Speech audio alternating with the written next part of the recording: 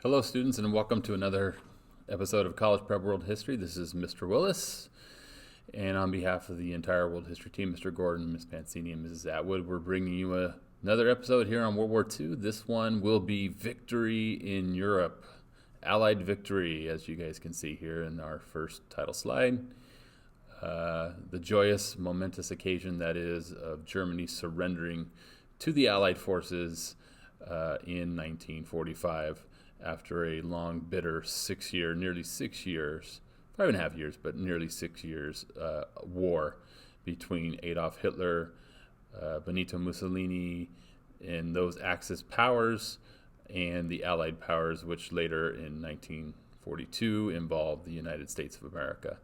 And we're going to talk about the importance of the United States' involvement in the war, especially as we follow up on Mr. Gordon's presentation on D-Day and the American, British, and Canadian forces that landed on the beaches of Normandy, and the further implementation, the further invasion of those Allied forces deeper into France, including the liberation of Paris and the French forces that were remaining in France, as well as the people of France, and then the plan from the Allies and Supreme Commander General Eisenhower as they move further eastward into the outskirts of Germany.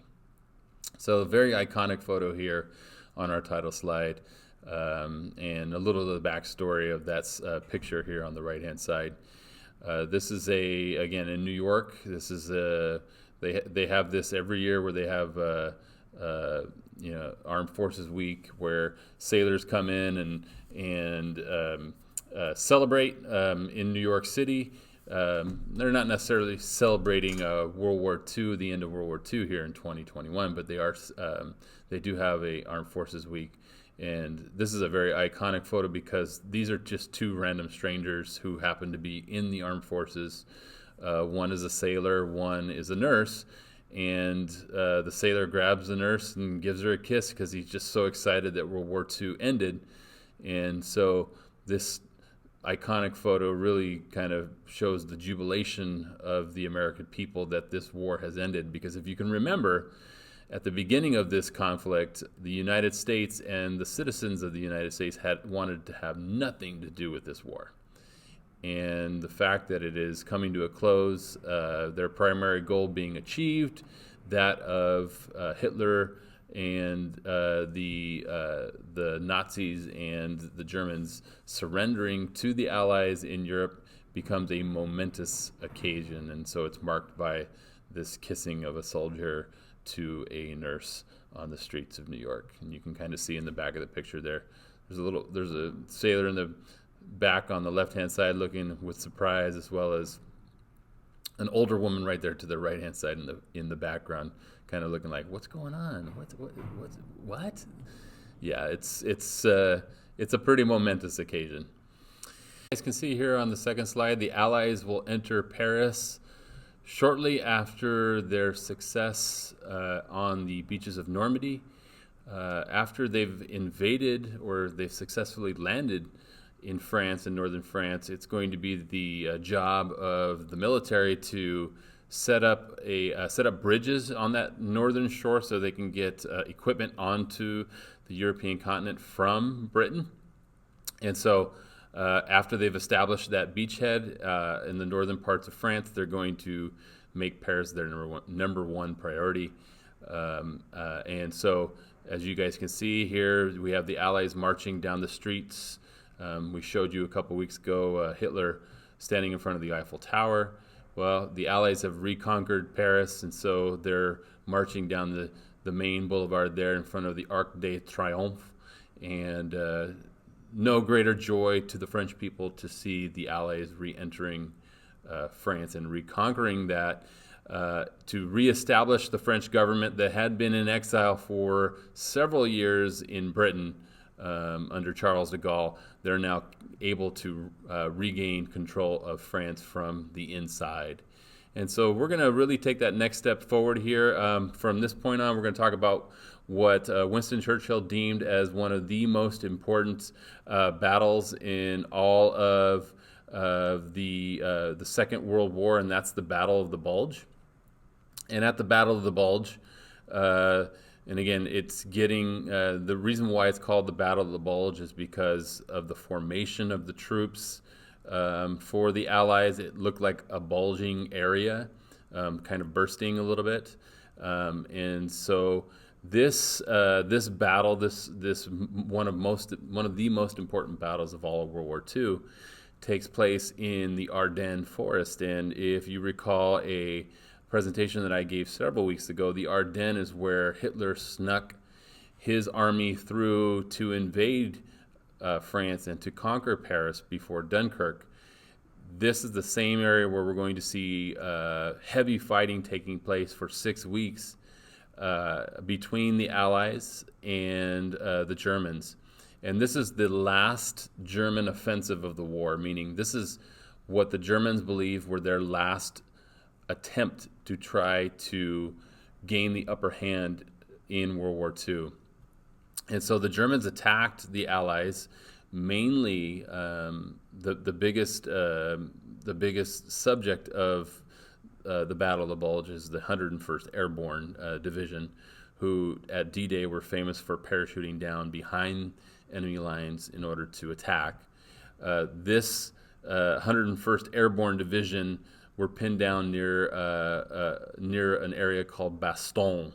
So what you need to write down from this slide is the Battle of the Bulge, all right, and this is the last offensive from the Germans, the final German attack of World War II, and it features the 101st Airborne American Division, right, and it ends in heavy losses, but the Americans win the Battle of the Bulge because General George Patton and his Third Army enter this area with their armor division, with their tanks, to push the Germans back from this line. So playing a really integral role in the Battle of the Bulge, the 101st Airborne Division, as well as General George Patton's Third Army,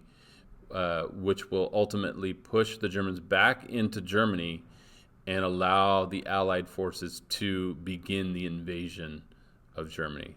So at this time, we're going to watch a little video on the Battle of the Bulge, and when we come back from the other side, we'll talk about a couple more things, as well as the eventual end of Germany in World War II.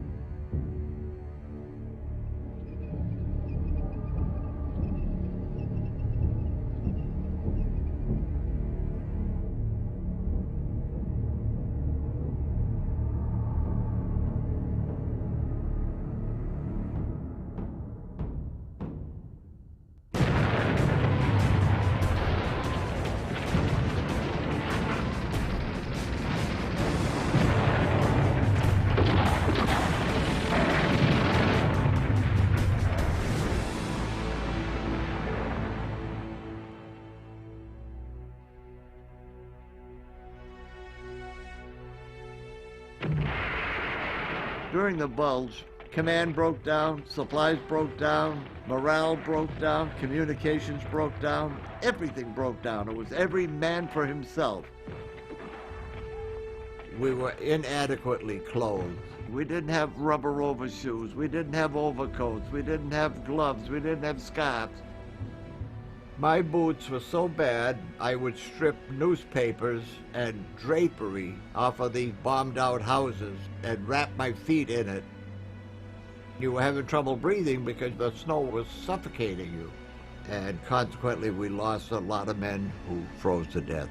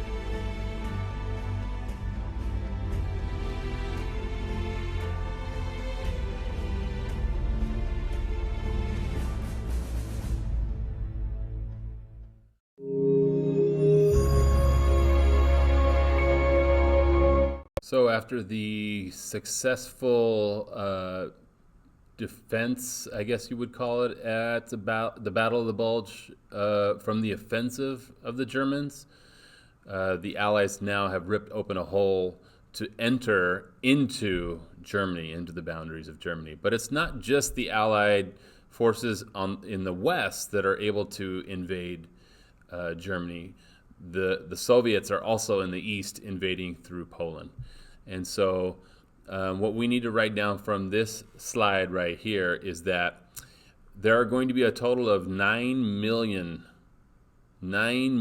Allied troops. That includes the Soviets as well, right? So 6 million Soviets, 3 million Allies on the West that are going to enter Germany. This is ultimately the end of Germany and Adolf Hitler. So it's just a matter of how it's going to end for him. And so the Russians, the Soviets, are able to reach Berlin first. They're going to pound the city with artillery. As they make their way to Berlin, they're going to encounter concentration camps where Jews, Soviets that had been POWs, and other minorities were being held, and they're going to discover these atrocities that were taking place under the thumb of the Nazis, Heinrich Himmler, the SS, and Adolf Hitler. And so are the Americans as they enter through the West. They're also going to encounter these same issues as they get closer to Berlin. But ultimately, 9 million Allied troops descending upon the city. So it's only a matter of now at this point of what is Adolf Hitler going to do? Is he going to surrender? Is he going to, hand over his gun, figuratively speaking, and surrender himself? And if you know anything about Adolf Hitler, that is not the way he operates. He is not going to take that way out. He's going to take the easy way out. And we'll get to him in just a moment. But before we do, we kind of have to talk a little bit about,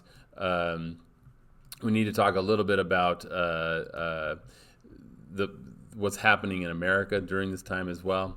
All right, and so you guys are aware, we have the President of the United States is Franklin Delano Roosevelt, and on April 12th, 1945, Franklin Delano Roosevelt, who's in his fourth term as President of the United States, he dies unexpectedly in office.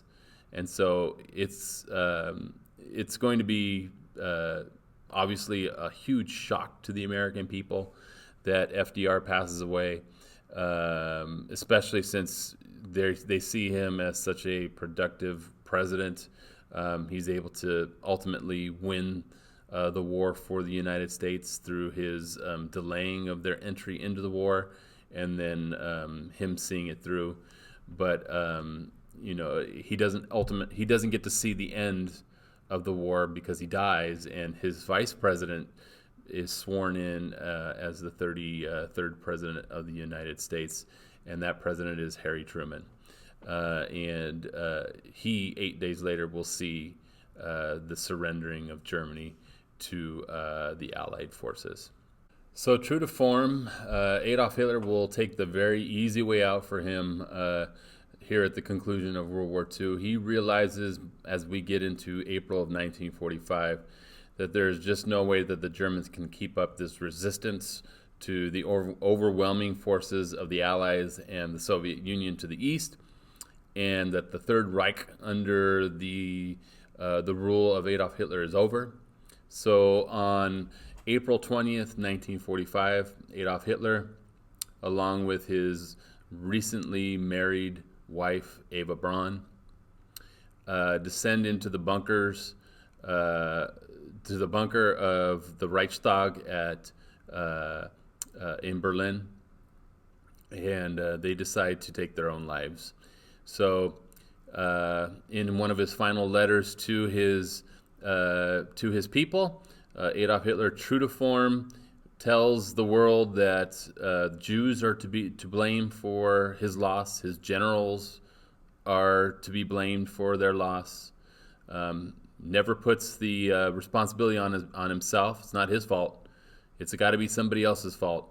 And so he blames all these other people, the minorities, people that he's empowered. It's all their failures that have caused Germany to lose World War II.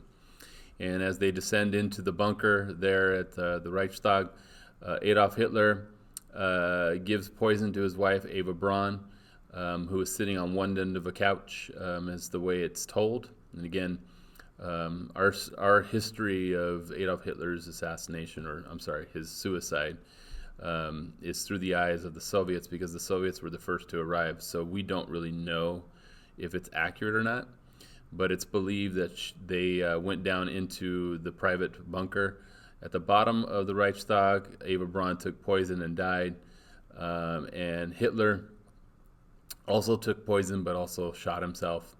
And so the officers, the German officers, after seeing both Hitler and Eva Braun dead, burned their bodies so they wouldn't be captured, as evidenced by the Allies that Hitler had died. So we don't really know what happened to the remains of Adolf Hitler and Eva Braun, because the generals took those remains. But we speculate based upon information that we were told that both Hitler and Eva Braun committed suicide rather than being caught by the Allied forces here at the conclusion of World War II. So, as a result, May 7th, 1945, General Eisenhower, who later on will become President of the United States, General Eisenhower accepts the unconditional surrender of the Third Reich, and May 8th, the very next day, is known as VE Day. So from the previous slide, you want to just make sure you know the conditions of Hitler's demise. Basically, he commits suicide through poison, and then obviously, and he blames the minorities for Germany's defeat in World War II. And here on this slide, unconditional surrender, you want to make sure that you know that VE Day stands for Victory in Europe, and that's on May 8th, 1945, which is declared by the new president, President Truman, who had been in office only a month by the time the war ended in Europe, with the Axis powers of Germany from Europe. Now, it's important also to note that the war is not over. Many people think, well, victory in Europe, that's it. The war doesn't end. The war doesn't end at this point. The United States still has a war to fight in the Pacific. That was part of the strategy that they undertook in World War II, is that they would help their allies in Europe first, in the hopes that their allies would help them at the conclusion of the European conflict with the Japanese. And that just does not happen. One of the things that Truman and FDR, prior to Truman's ascendancy to the presidency, they believed that Joseph Stalin would shift his troops from Eastern Europe to that of the eastern portions of the Soviet Union to help the Allies by attacking the Japanese. But that does not happen. Stalin does not follow on his promise.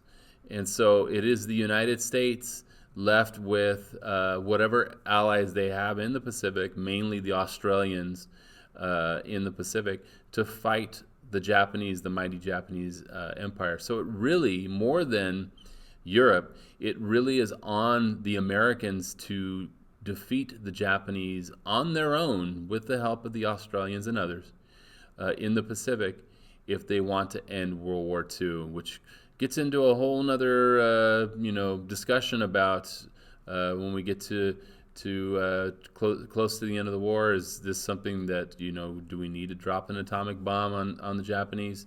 These are all moral and ethical questions that we ask ourselves constantly as historians, if these things are necessary. So, this is not how the war ends. It's not over. All right, but our video will be over, and so we're going to finish this video with a short video on Harry Truman's announcement that there's victory in Europe here to conclude World War II on the European theater. So on behalf of the entire College Prep World History team, I am Mr. Willis. We'll see you guys next time. This is a solemn but glorious hour. I wish that Franklin D. Roosevelt had lived to see this day. General Eisenhower informs me that the forces of Germany have surrendered to the United Nations. The flags of freedom fly all over Europe. For this victory, we join in offering our thanks to the Providence which has guided and sustained us through the dark days of adversity and into light. Much remains to be done. The victory won in the West must now be won in the East. The whole world must be cleansed of the evil from which half the world has been freed. United, the peace-loving nations have demonstrated in the West that their arms are stronger by far than the might of dictators or the tyranny of military cliques that once called us soft and weak. The power of our peoples to defend themselves against all enemies will be proved in the Pacific War as it was proved in Europe.